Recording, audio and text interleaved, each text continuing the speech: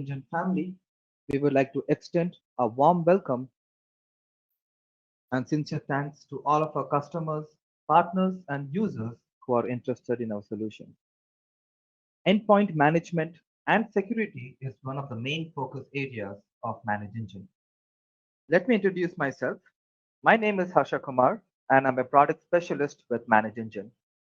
I take care of endpoint management products, including Desktop Central. I'm also a seasoned technical support engineer, assisting customers in implementation, consultation, and troubleshooting in case of any challenges. In today's webinar, we will focus on endpoint management solutions, which has different product portfolios under management and security. So let's look at the training schedule. We are on week 5, which is OS provisioning and remote management of endpoints. This is one of the modules of our endpoint management and security suite. As you can see, we have already completed patch management, endpoint security features, software deployment, asset management. So in case if you have missed any of the previous training schedules, you can always view them on the link that is shown on the bottom of the screen. You can also request us over the chat. If you're interested in the upcoming webinar on March 2nd, please do register yourself using the same link. We are also offering a participation certificate for all of our attendees, and it includes series 1, 2, 3, and 4.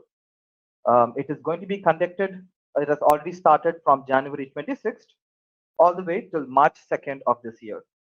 So for more details, you can visit the same link or request us over the chat. So today's topic is OS provisioning and remote management of endpoints. We will first start with remote management of endpoints and focus on the options in remote control and other tools that Desktop Central offers to manage your endpoints in a distributed environment. Let me quickly talk about today's agenda. We'll start off with an overview of Desktop Central and address the difficulties in managing computers across a distributed environment and see how Desktop Central features can help you mitigate these issues. Followed by that, we will discuss on other use cases of remote control, such as sending alerts to announce like a patch cycle, and see how remote control and tools can be effectively used by a help desk technician to assist the end user. I have also taken the most common issue in PCs, that is system slowness. We will also see how you can use the tools in Desktop Central to troubleshoot on this. Once completed, we will move on to Windows OS system deployment, in short, OS deployment, and see how independent image deployment can be performed. Also, please be informed that during the training, if you have any questions, please feel free to use the chat and raise your questions there. We have an expert panel who are ready to answer any of your technical questions. Now, let us assume John and his IT team is responsible for managing the machines before and after the pandemic. So here is his setup. He's managing around 10,000 computers across the globe. This is an example of the on-premise architecture. So typically, there will be 3 types of users: the regular VPN users, and the users who connect via your DMZ or your secure gateway server, or your completely remote users as well. Here is an example of the cloud architecture where they can speak directly to your cloud instance. So what is Desktop Central? It is an unified endpoint management solution that ensures that your endpoints are secure and enables the users to use them effectively for business. A popular research analyst called Forrester defines UEM as a product that provides centralized policy engine for managing and securing employee laptops and mobile devices, all from a single console. So in unified endpoint management, you can manage your endpoints in both a traditional fashion as well as modern management. So traditional fashion would include patch management, application management, pushing out configurations, OS deployment, and tools where remote control falls in. Similarly, on the right-hand side, you can see modern management. So it supports features like geo-tracking, geo-fencing, distribution of profiles, OS updates and recovery, and both for your mobile devices as well as your laptops. So Desktop Central can manage both the worlds, traditional and modern, from a single console. Desktop Central is also recognized as one of the best unified endpoint management tools this year yet again. So as reviewed by our customers in Gartner Peer Insight, it has received the Customer's Choice Award. We are also recognized in the top 4 IDC MarketScape reports for UEM this year. So hence with Desktop Central, all of your devices, irrespective of the platform, they can be laptops, desktops, mobile devices, or point of sale devices, through profiles and agents you can manage, including your browser platforms as well. As for the supported operating systems, we support all the 3 major platforms when it comes to your servers, workstations, and laptops, including your mobile operating systems like Android, iOS devices, Chromebooks, and so forth. This is a complete list of OSs that we support, and we have recently also started supporting Windows 11. So let us begin with the use cases of remote control.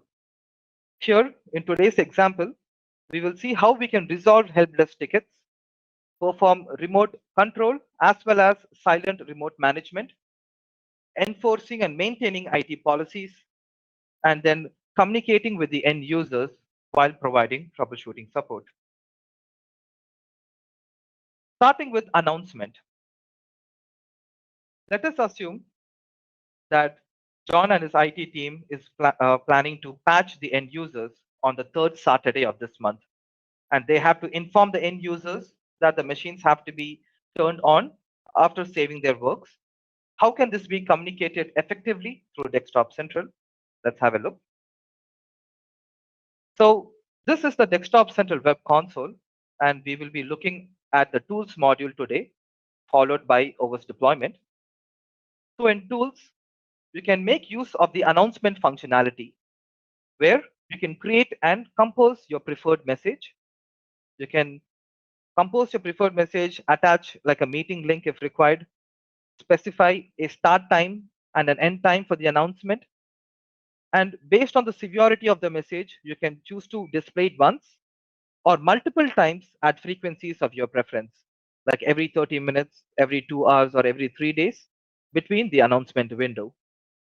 And you can choose to target based on offices or browsing between your AD structure or user groups. So as an example, you can see that I've deployed an announcement. You can also modify this and view the status and set it as a recurring task.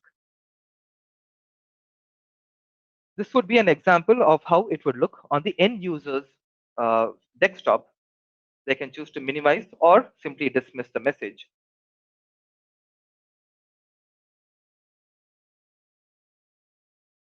We'll also take a few other real-time examples. So let us assume that there is a user, Bob, who is sending 2 tickets to their IT help desk team through Service Desk Plus. Service Desk Plus is a help desk solution that is offered by Manage Engine, and it has a very tight integration between the two. So let's assume that you have integrated the 2 products and the end user is raising a ticket. John can check the details from his ticketing solution and choose to provide support directly from there. Now, let's go back to the console and check out our request that Bob has raised. So you can see he requires assistance with 2 issues. One is installing Adobe Acrobat, and the other is to fix display adapter issues. So you can choose to provide support to the end user directly from here or from the tools module in Desktop Central. So under remote control, I can search for the user Bob or his computer or by the IP address. And I can choose to initiate a remote control session by hitting on connect. Here, I can enter a reason for connecting to this message. And I also have an option to enter the request ID of the ticket. So here we see that the request ID is 9. So I can simply copy and paste it over here. Once I hit on connect, the remote session will be initiated on a new browser window. It is a completely web-based remote control session. It has multi-monitor support and multiple technicians can join the same session and provide assistance to Bob. By default, you can choose to have unattended access to the machine like this, or you can have the end user approve the request and then take remote control of the computer.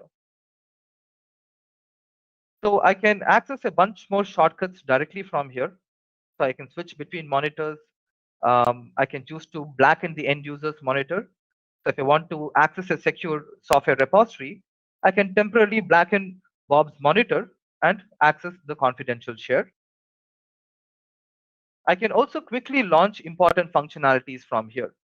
So if let's say I want to launch command prompt as admin, I can just select and it will instantly launch the same as admin. So I can access the file explorer here, access the share and perform installation. Also, when you perform any kind of admin tasks, it will not censor or hide the UAC or the admin prompt. You can fully access and enter the credential, unlike your typical remote control solutions. You can also share the setup across from your machine to Bob's machine, or engage in a text chat, voice, or a video call all through the same session. Now, let's assume that we have installed Adobe Acrobat, but Bob has a second issue, that is fixing the display adapter. But me being John, I don't have enough expertise in fixing display adapters. So I can have Peter, my colleague, join the same remote session and provide support. So let me just access the console and log in as Peter.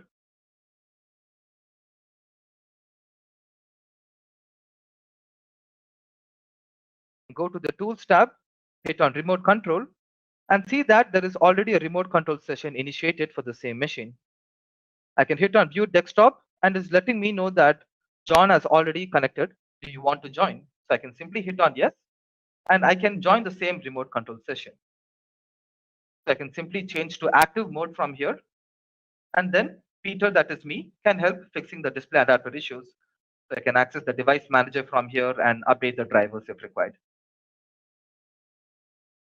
And to terminate the session, simply close the window. Now, once I've completed the session, it will automatically pop up a work log window. So the ticket ID that I entered earlier, I can choose to close the ticket directly from here, attach a work log of what steps I performed, add a resolution, and attach notes to the session as well. And I can close the ticket directly from here. So now it has successfully been posted to Service Desk Plus. So the technician doesn't have to, go back to the request and close it. You can see the ticket has been closed instantly.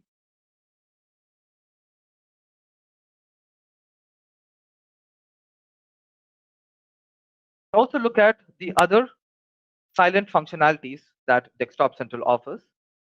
Let's say that Bob is too busy for a remote session and you just want to provide silent support like access command prompt or restart a service or kill a process. A bunch of these functionalities can be accessed silently without having to bother the end user. I can run an instant command, but the end user is not disturbed in any way. Similarly, I can access a service and restart a service, or simply export it as a report. View the running processes that is running from the task manager, sort it by the memory consumption and kill it instantly without having to, arrange a remote session with your end user. In addition to that, you can remotely shut down and restart your computers on demand, or even trigger wake online for the shutdown machines.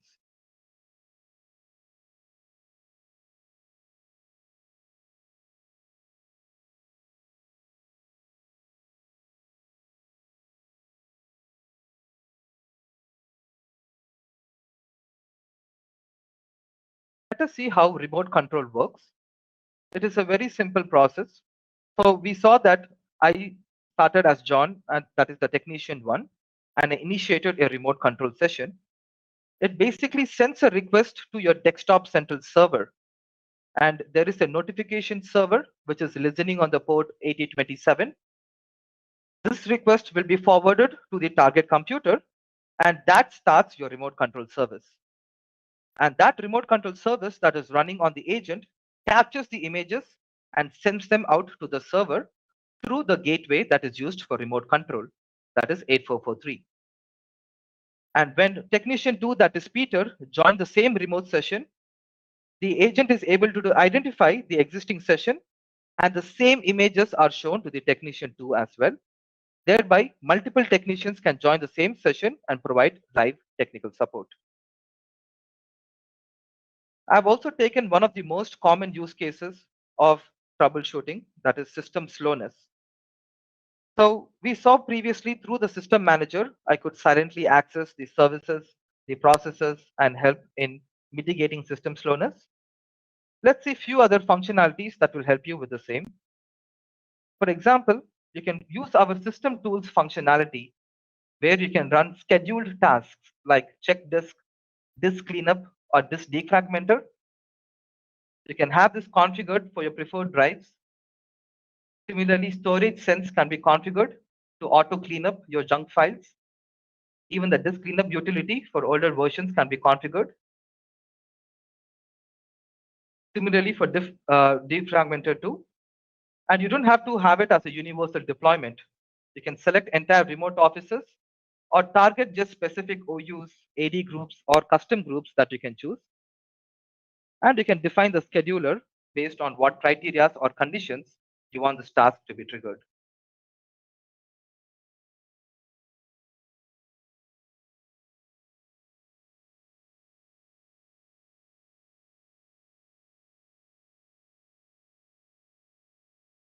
You can also perform other functionalities like monitoring the endpoint productivity on a distributed workforce. So examples of that would be things like user logon report, checking power management reports for the system uptime and downtime. So let me go back to the console and show you some productivity reports that you can generate. Right under the reports tab, you can navigate to user logon reports. You can find out user logon history. So if you want to get a detailed view, you can find out the exact timestamps and filter between a selected period as well. Similarly, power management reports for overall system uptime and downtime. You can switch to the detailed view to get exact timestamps of the startup time or the shutdown time and the overall uptime for that session. We also have software metering, using which you can create rules to track application usage data.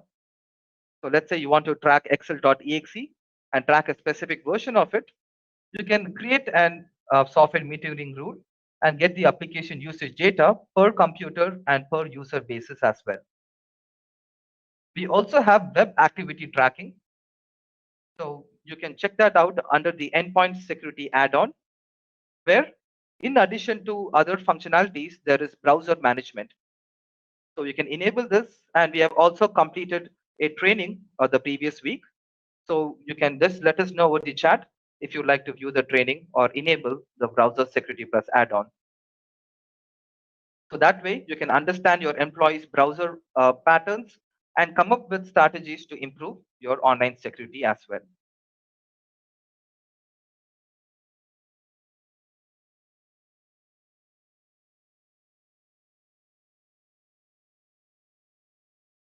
A quick rundown on the architecture of Desktop Central, the product that we saw.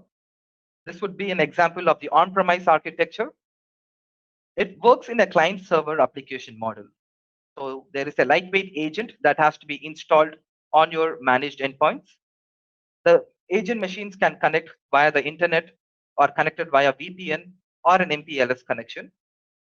So your roaming devices can be managed through a secure gateway server, which can be configured in your DMZ. So without depending on a LAN or a VPN connectivity, you can push out your patches, softwares, and of course, perform remote control. When it comes to your remote locations, you can configure a distribution server, which is used for better bandwidth management. Instead of pushing out a patch to every machine of that office, it will simply be replicated on your distribution server and then distributed to the computers on the same network. There is closed network management as well. So if you would like to perform patching for your closed network clients, please visit the below link or just let us know over the chat.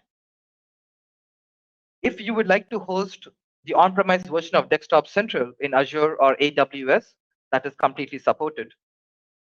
And we have also launched the SaaS variant of Desktop Central. It is now available as a cloud solution. You may sign up for a trial using the below link, and we'll be glad to provide a demo of the same as well. So now that we saw how remote control can be performed and understand the architecture of Desktop Central, let's proceed to OS provisioning in a distributed workforce. My colleague Paul, who is an expert with OS deployment and provisioning, will guide you through the workflow and methods for OS deployment.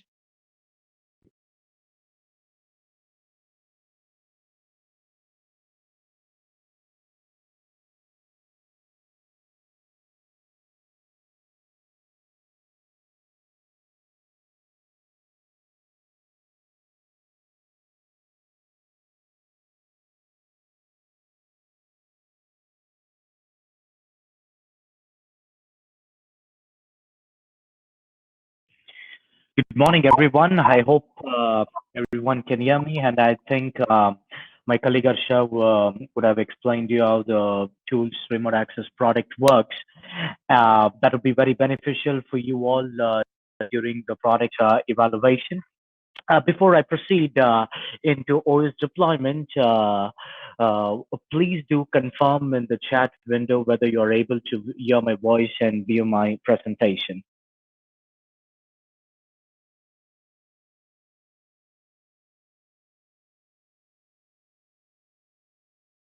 All right. Thank you so much for the confirmation. So my name is Paul, and I'm going to provide you the OS deployment training. And let's quickly jump into the imaging architecture first.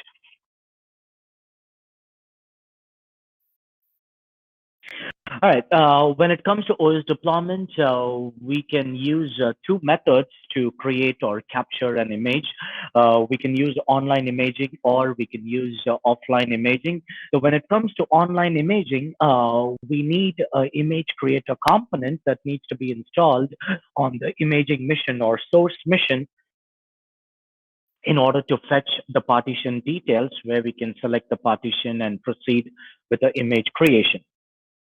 When it comes to offline imaging, if the source mission or imaging mission is completely shut down, where there is no applications running and the operating system is shut down, we can use a bootable media. We can use Pixie or USB or ISO.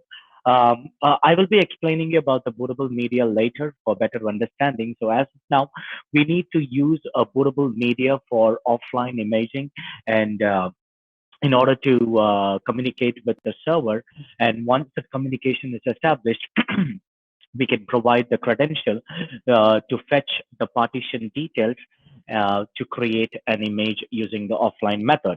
So once the image is created, the image will be stored in the image repository where we can use that image as a master image or golden image for the deployment. Next, let's see how the deployment process works. So when it comes to image deployment, there are two ways we can deploy the image. One is directly through the deployment template. So deployment templates is nothing but preparing the image or customizing the image for the deployment. And also during the deployment template creation, we can also set up the post-deployment process, which I will be explaining you later for better understanding.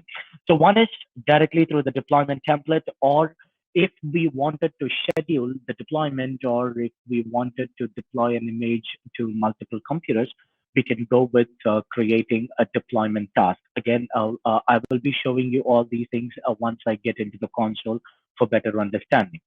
So once the template is created or the deployment task, deployment process, we need to use a bootable media, Pixie or ISO or USB, where we need to boot the target mission in order to deploy the image by communicating with the server over the network.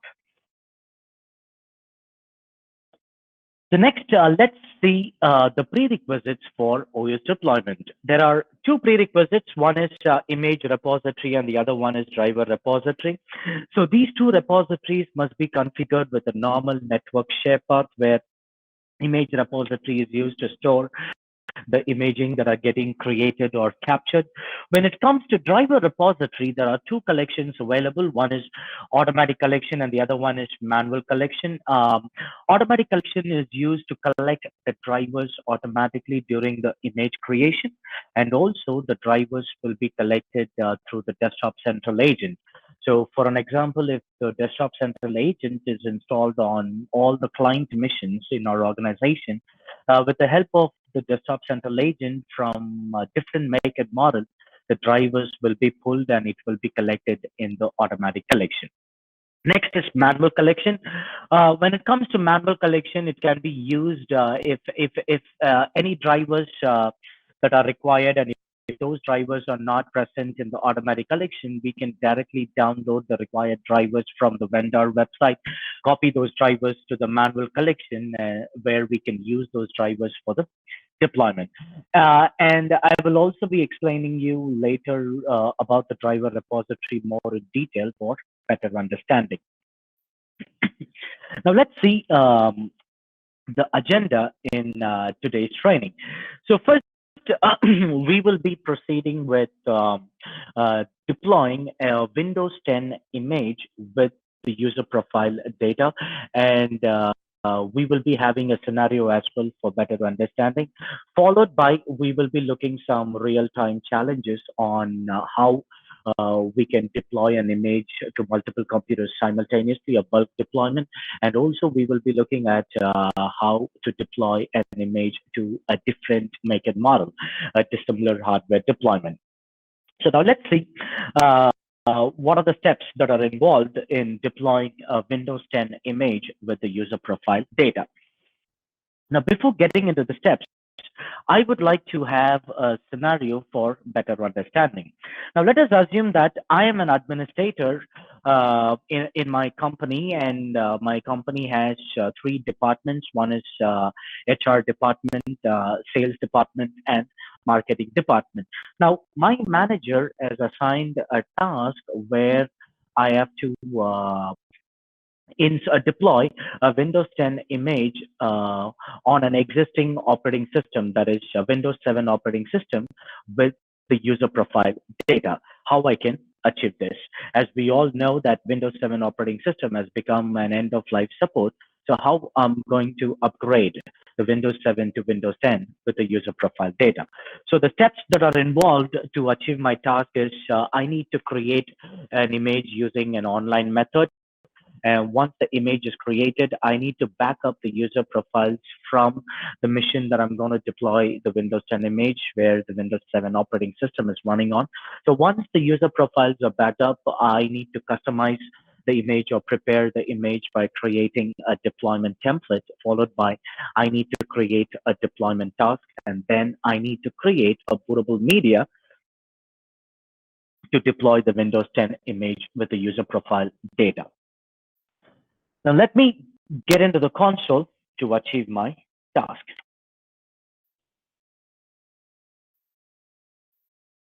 So I am under OS deployment in Desktop Central product, where OS deployment is one of the module integrated, where we can use the OS deployment module for creating an image and deploying an image.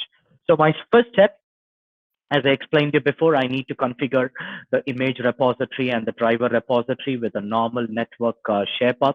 Once that is done, I need to create an image of Windows 10 operating system. So As I said before, I'm going to use an online method, so I can directly do that from the console itself, where I need to first add the domain, whether it's going to be Active Directory domain or workgroup domain, so that it will fetch the computers that are part of the domain.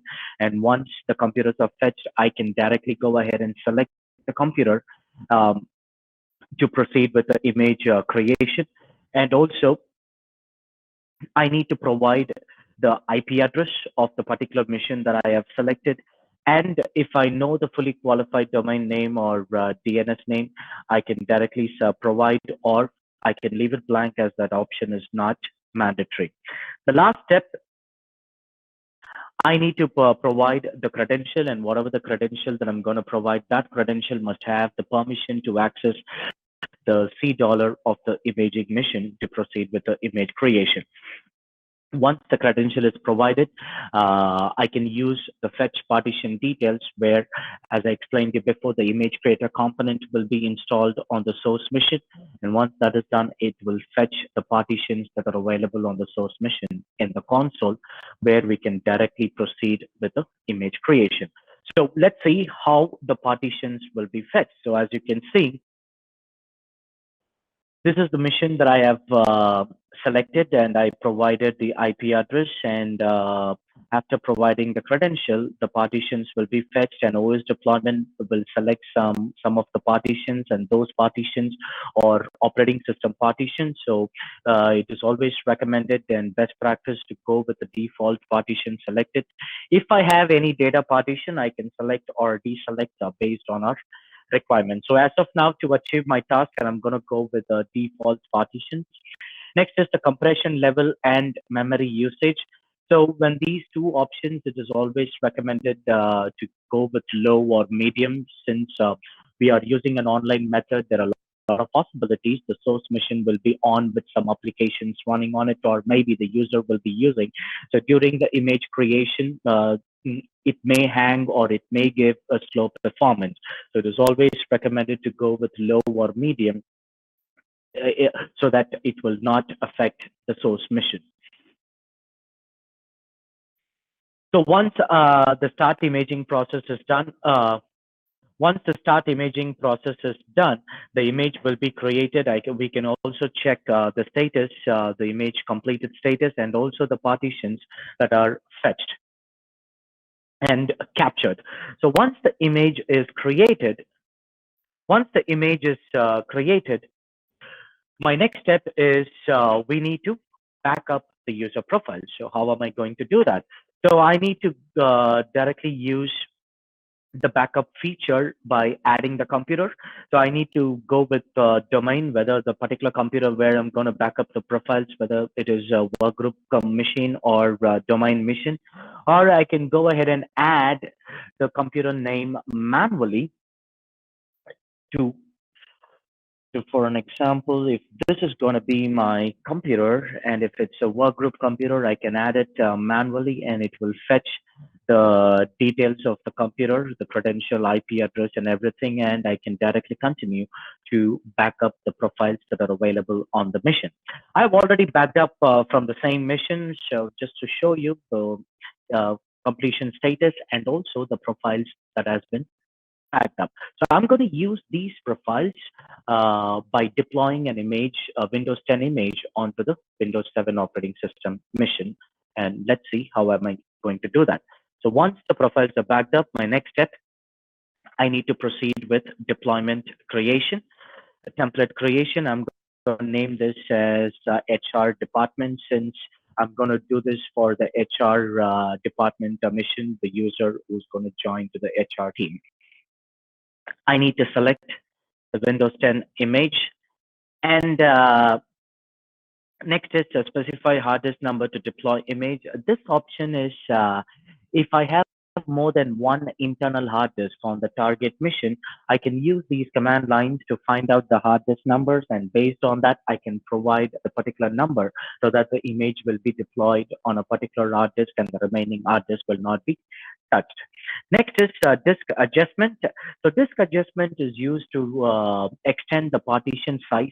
So for an example, if the image size is around 202.6 gig, and if I'm going to deploy this image onto a 500 gig hard disk, automatically the C partition will be extended to 500 gig by enabling the disk adjustment option.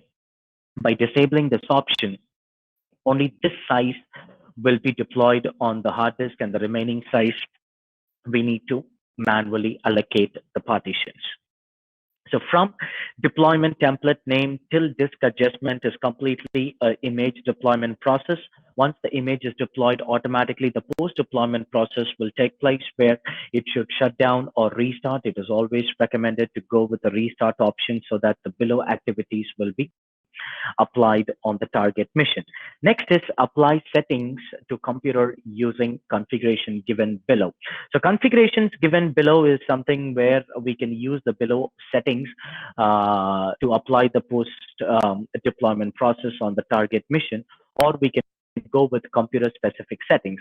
Computer specific settings is nothing but we can set up the post deployment process based on the MAC address. So for an example, if I have 10 MAC addresses that I will be using for the deployment in a month, I can add those 10 MAC addresses, and for each MAC address, I can provide the service tag, user profile data for the migration, assign a target computer name, domain, and user accounts.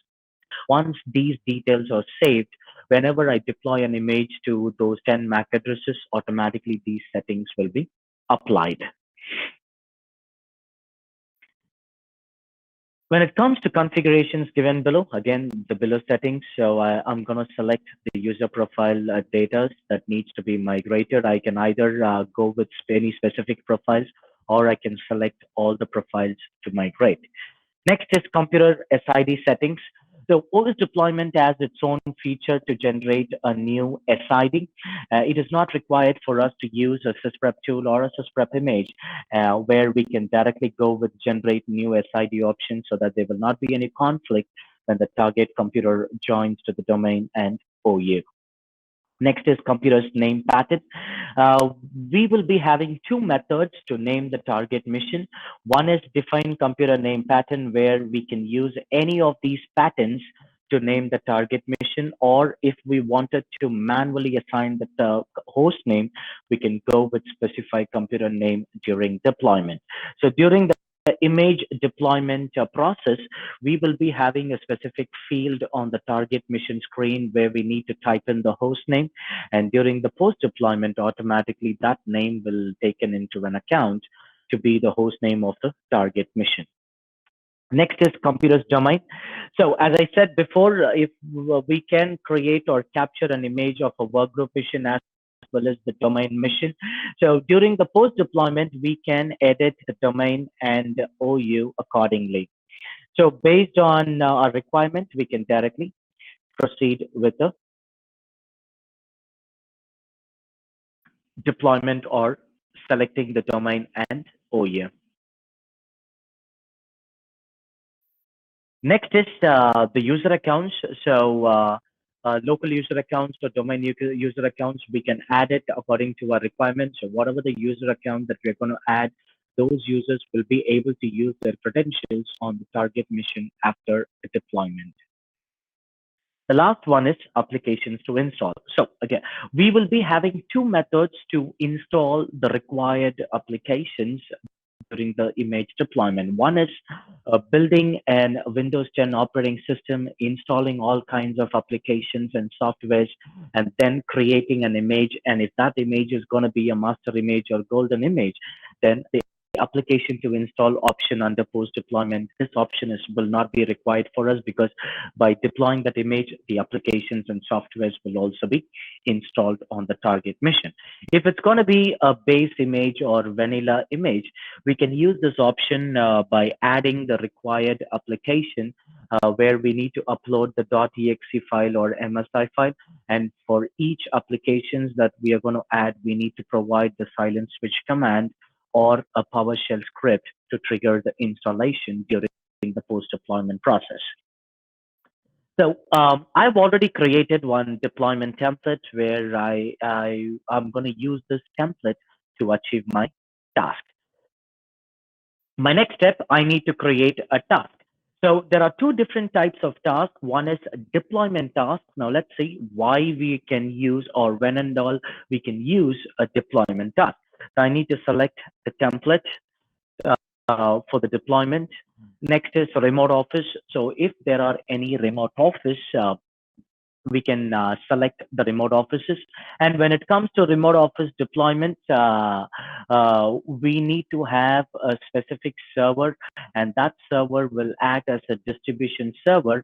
And once the distribution server is configured, we need to enable the OS deployment component. And also for each remote office location, we must have a separate image repository and driver repository so that we can replicate the image from local office to the remote office, or we can directly create an image by selecting the remote office location. So once the remote office is enabled for the OS deployment, those remote office locations will be displayed in this page where we can select if we wanted to perform the remote office deployment. So currently, in order to achieve my task, I'm going to go with the local office.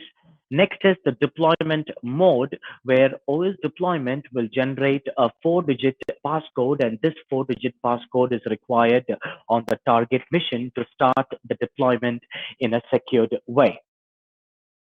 Next is the deployment settings. So when it comes to deployment settings, we can select the deployment method, which I will be explaining you later for better understanding. Next is the wait for time. By default, it will start with 10 minutes, and wait for time is used to decide how long the 4-digit passcode must be in active status. So whenever we are going to deploy an image, we need to come back to the console to start the deployment task, so that the 4-digit passcode will be enabled, and we can use the 4-digit passcode to start the deployment process. The next type of task is an instant task. Instant task is again where we need to select the template that we will be using for the deployment. Next is again the remote office. If there are any, we can select.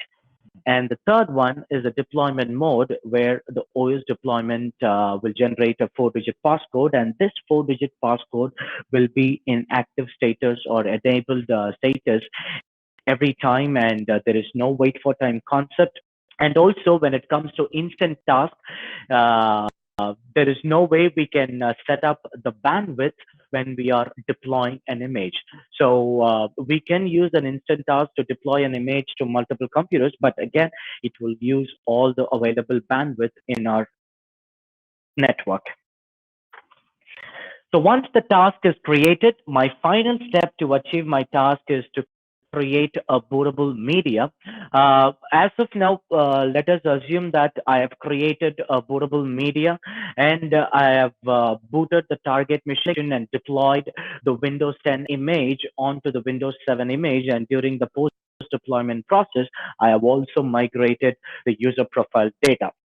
So let us assume that I have successfully achieved my task, and also I have sent the result to my manager and assigned the user mission to the particular user who have joined to the HR department. Now let's see what is the next agenda in today's training.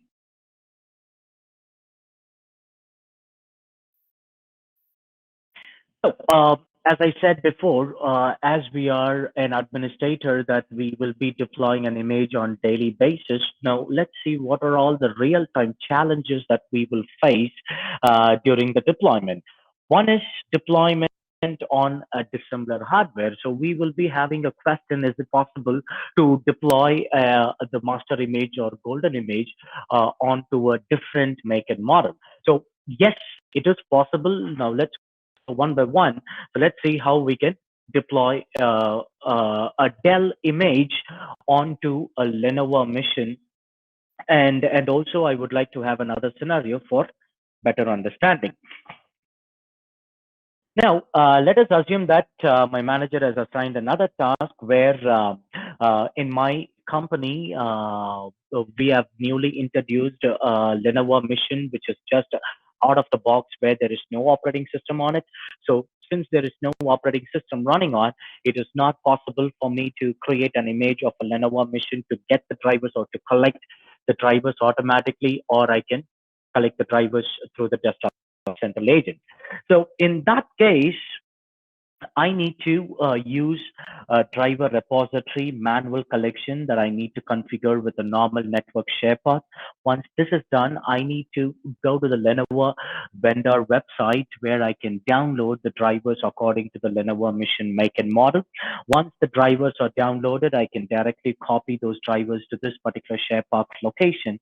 And once it is done, I can scan the manual collection driver repository so that the newly added drivers will be scanned and it will be added into the database.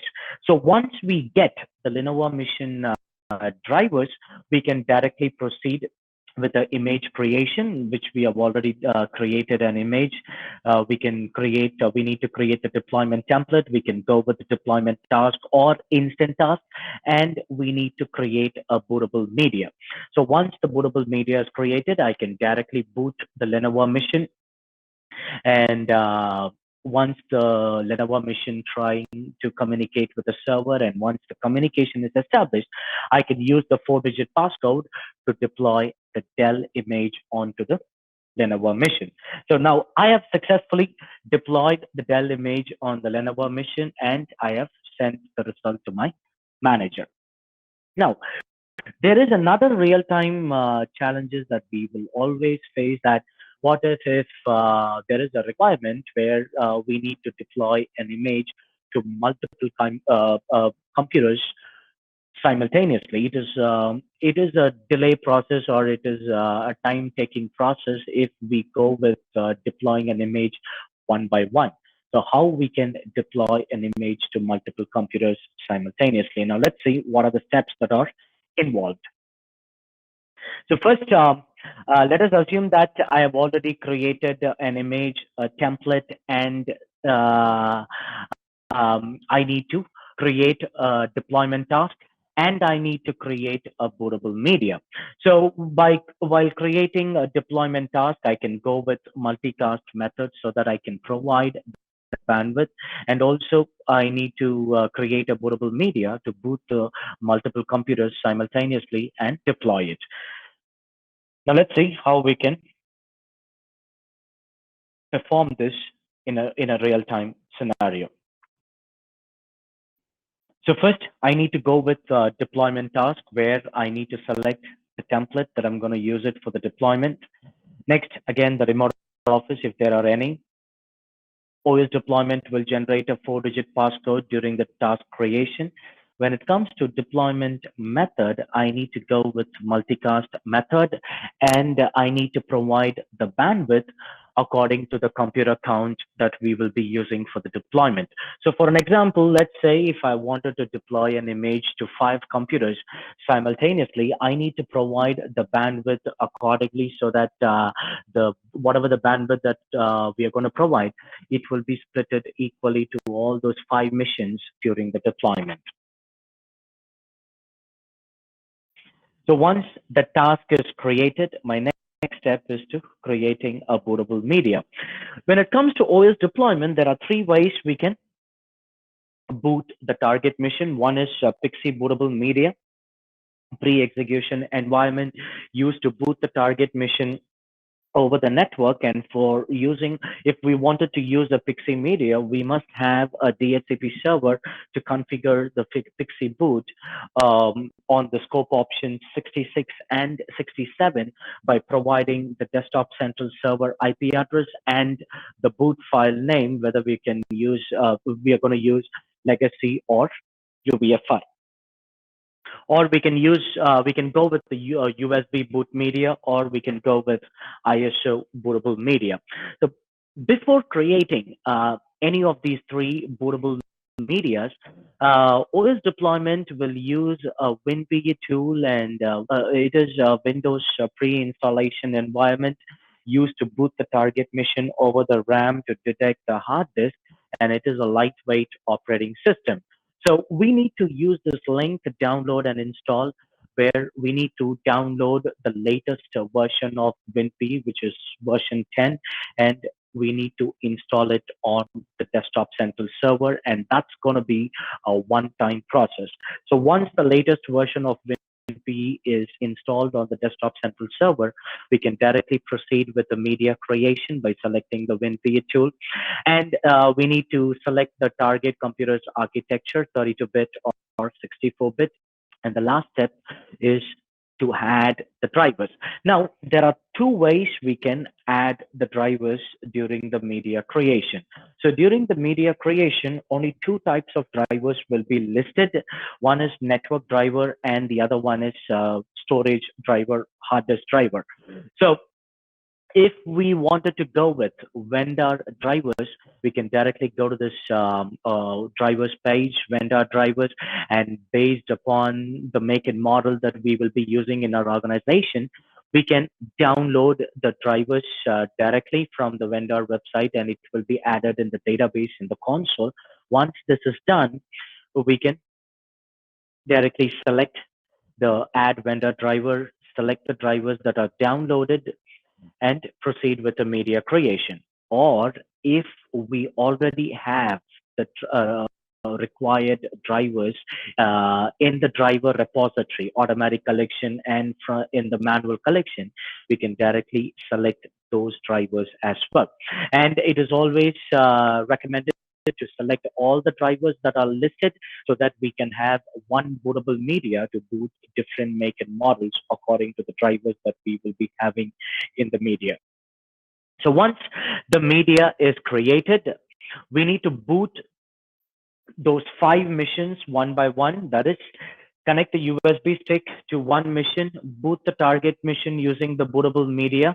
And once that mission connects or communicates with the server, it will directly ask to enter the 4-digit passcode. Once we get to the page, we can remove the USB stick and connect to the other 4 missions, boot, and after entering the 4-digit passcode, and it will not start the deployment immediately. It will wait till the wait for time 10 minutes completes. So once the wait for time expires, automatically the deployment process will start on all the 5 missions simultaneously. We can also check the status of the deployment under the MAC address, where the image deployment and the post deployment process status. And once everything completes successfully, automatically those 5 target missions will come up with a login page. We can use the user credential or the admin credentials to log into those missions to check the status.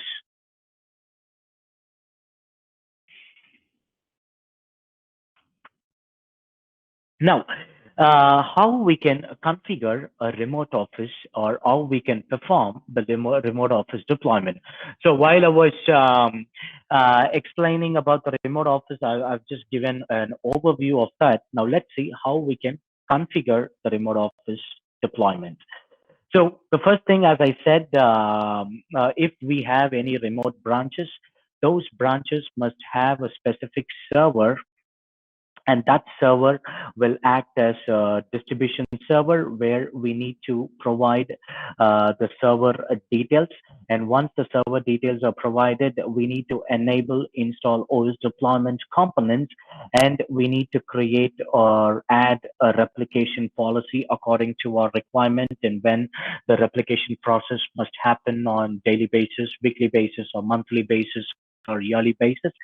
And also for each remote office location, we must have a separate image repository and driver repository where we can use a normal network share path to configure those repositories. Once the remote office is configured by enabling the OS deployment with the OS deployment component enabled, if we have already created the master image in the local office, then we can directly use the replication option, where from local office, the image will be replicated to remote office image repository. Once that is done, the remaining steps will be the same. And during the task creation, whether it's going to be deployment task or instant task, we need to select the remote office where the image will be replicated. So once that is done, while creating a bootable media. If it's going to be a Pixie bootable media, we need to publish the media to local office as well as to the remote office. And if it's going to be a remote office Pixie boot, we must have a separate DHCP server for each remote office location so that we can provide the distribution server IP address onto the scope option 66, and 67 is going to be the same by providing the boot file name. So once that is done, when the target mission at the remote office is getting booted over the network, it will use a LAN connection and it will contact the distribution server to get the boot file where we can deploy the image within the LAN connection.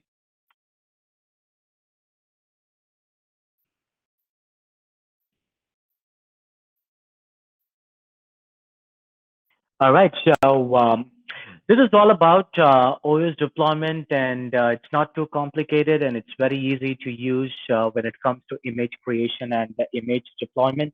And I hope I do have my chat expert panelists. If you have any questions, you can raise it there, and we can have a live answering for those chat questions.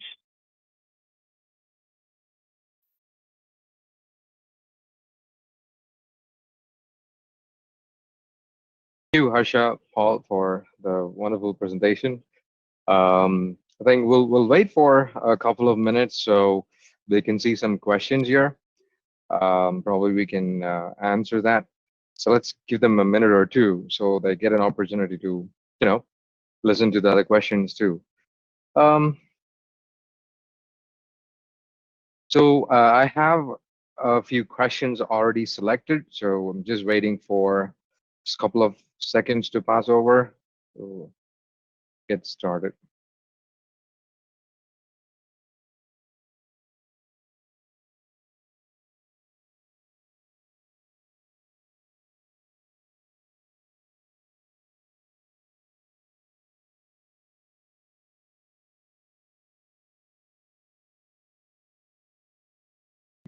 So great, guys. So we'll start off with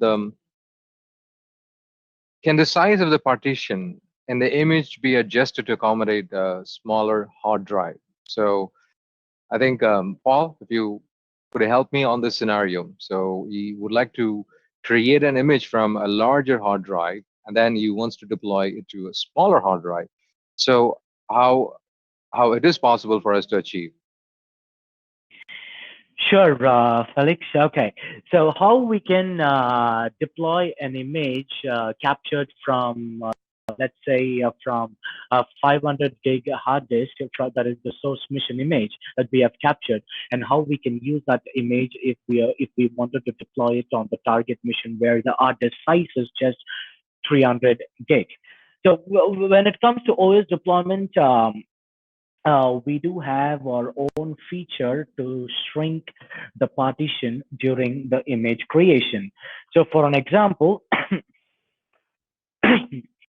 while creating an image and during the fetch partition details, we can use the shrinking feature where it will automatically show us or list us the total size before the shrinking, size of available shrink space, and also the total size after the shrink.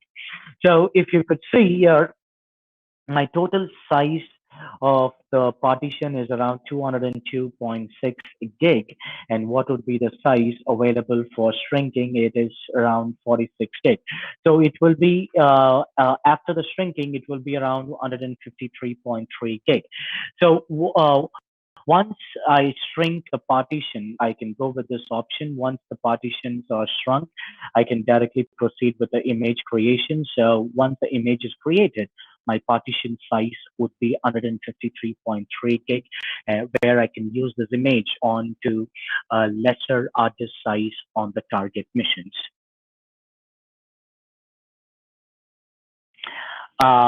Felix, is there any other questions raised? Probably we'll look into that. Yeah, I have a few more to talk about. So maybe we can um, see a little bit on the desktop central side. So Harsham, There is a question related to the remote wipe for Windows 10. Even though it is out of the topic, but it would be good to answer this question, so maybe other participant will be able to learn about it. So it is about wipe options and whether it's available in a particular version, and about the DC agent, the desktop central agent, and the enrollment option. So if you could just briefly explain about that, it would be great. Sure, I'll be glad to do that.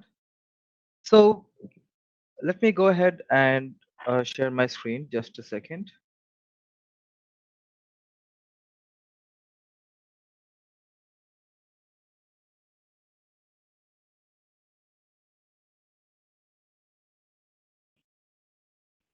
I hope my screen is visible. Yes, yes. Go ahead, please. Yeah. Yes. So not only your mobile devices, but even your Windows 10 laptops and MacBooks can be enrolled into MDM. So this functionality is only available in the UEM edition of Desktop Central. That stands for Unified Endpoint Management Edition. So under the enrollment options, you can leverage any of the available options like um, leveraging Apple Business Manager to enroll your mobile devices. Similarly, on agent installation, you can have your Windows laptops and MacBooks automatically enrolled into mobile device management.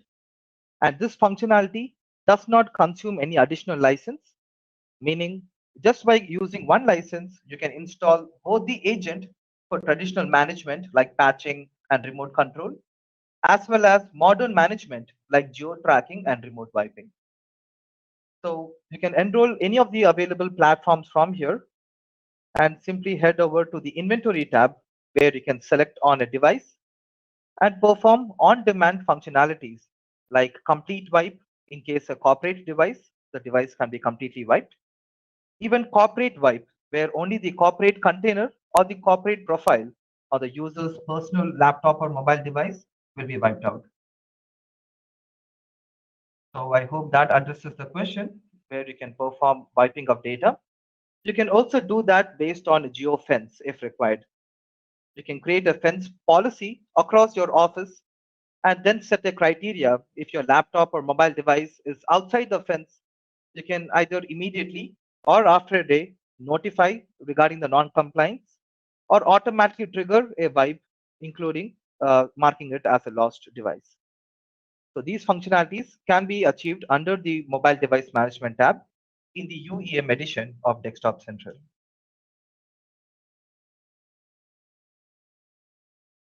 Right. Thank you, Asha. So I think I have a few more questions on the OS deployment. So we'll look into the other questions. So what settings are backed up and carried over to the target computer when we use the user profile migration? So this is another question. Followed by that, um, w- is it possible for all users to, use the same profile to log in? It's an additional question followed by that one.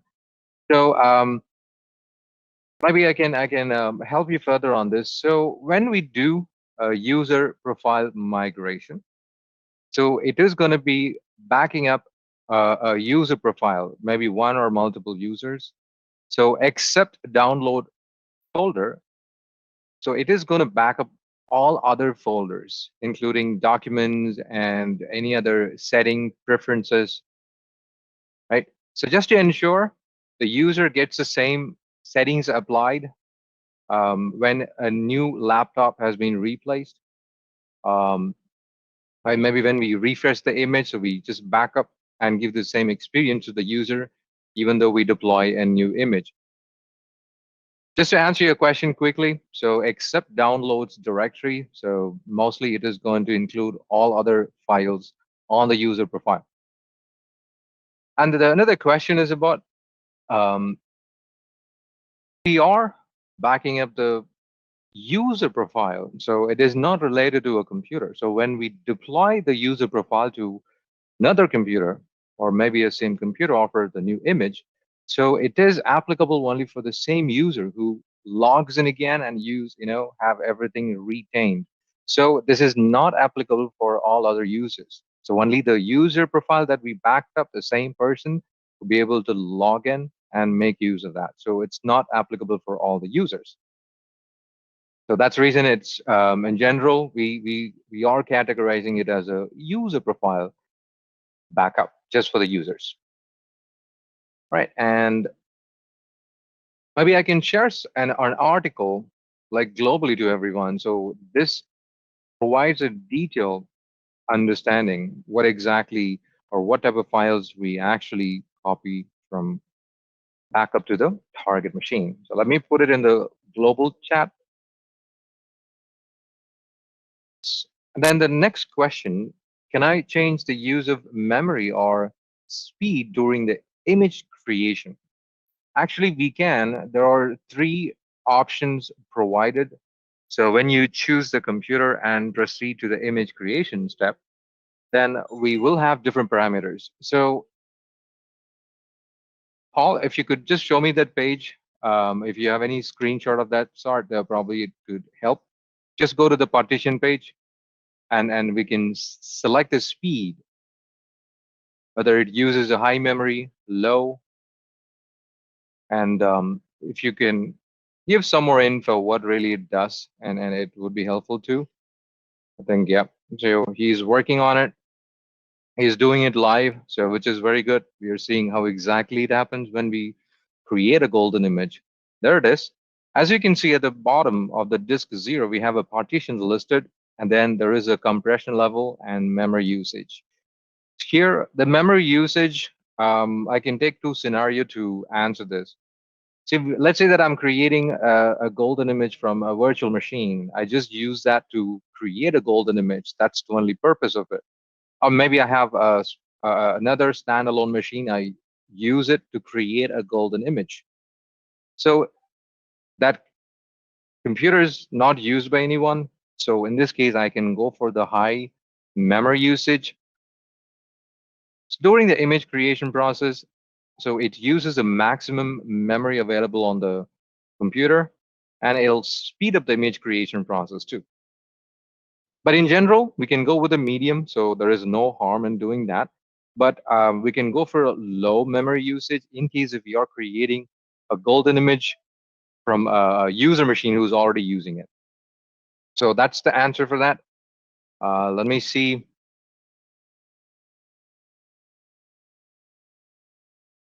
I think we are over an hour now, so I think we can wrap it up. Um, most of the important questions are answered. So, Paul, I think please go ahead. Over to you. Thank you. Thank you, everyone. Have a great day. Thank you, Felix. That information was wonderful, and I hope that everyone will be beneficial during their product evaluation. So, thank you all for joining this training, and the information that we have provided about the product functionalities and features and how we can proceed with the evaluation. So, based on that, please rate us on a scale of 1 to 5, where 5 is the best.